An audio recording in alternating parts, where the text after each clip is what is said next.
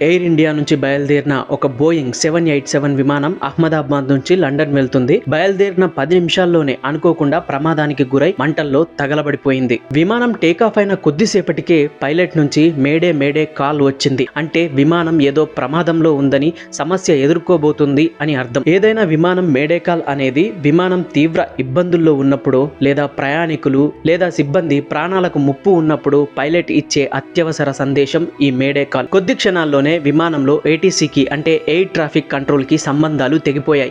ఆ కాల్ ఇచ్చిన కొద్ది క్షణాల్లోనే విమానం అదుపు తప్పి అహ్మదాబాద్ కి దగ్గరలోని మేఘానీ నగర్ ఏరియాలో బీజే మెడికల్ కాలేజీ ఆసుపత్రి హాస్టల్ మెస్ పై క్రాష్ అయిపోయింది. విమానం కూలిపోయే సమయానికి మెస్ లో విద్యార్థులు రద్దీగా అధికంగా కనిపించారని ప్రత్యక్ష సాక్షులు చెబుతున్నారు. దీనికి సంబంధించిన వీడియోలు సోషల్ మీడియాలో చాలా వైరల్ అవుతున్నాయి. మెస్ అంతా ధ్వంసమైపోయింది. అందులో కూడా దాదాపు 20 నుంచి 40 మంది మెడికోలు చనిపోయినట్లు చెబుతున్నారు. ఇంకా ఆ సమయంలో ఆకాశంలో మంటలు, భూమిపై భారీ శబ్దాలు, పొగతో చుట్టుముట్టిన ఆకాశం ఒక్కసారిగా నలుపెక్కిపోయింది. ఈ ప్రమాదంలో విమానంలో ఉన్న ప్రతి ఒక్కరు 230 మంది ప్రయాణికులు, 12 మంది సిబ్బంది ఎవ్వరూ కూడా బతకలేకపోయారు. ఈ వీడియో చేస్తుంటే న్యూస్ వచ్చింది. ఒక్కరు మాత్రం బతికారని, అతను మృత్యుంజయుడిలా బయటకొచ్చాడని చెబుతున్నారు. గుజరాత్ మాజీ సీఎం విజయ్ రూపానీ కూడా ఈ ప్రమాదంలో మరణించారు. మరికొందరు ప్రముఖులు కూడా ఉన్నట్లు వార్తలు వస్తున్నాయి. స్థానికులు రెస్క్యూ టీం పరుగులు పెట్టి సహాయం చేయడానికి ప్రయత్నించినా అప్పటికే ఆలస్యమైపోయింది. ఈ విమానానికి పైలట్ కెప్టెన్ సుమిత్ సబర్వాల్. అతని దగ్గర 8000 గంటలకు పైగా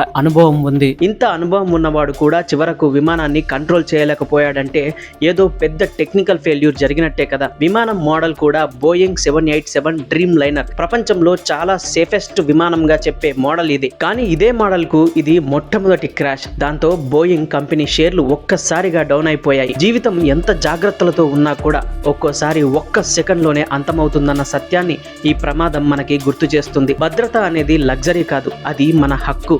అంతటి భద్రత మన దేశంలో ఉందా? ఈ సంఘటన దురదృష్టకరమా లేదా నిర్లక్ష్యమా అనేది ప్రశ్నగా మిగిలిపోయింది. ఈ ప్రమాదంపై మీ అభిప్రాయాలు కామెంట్ చేయండి.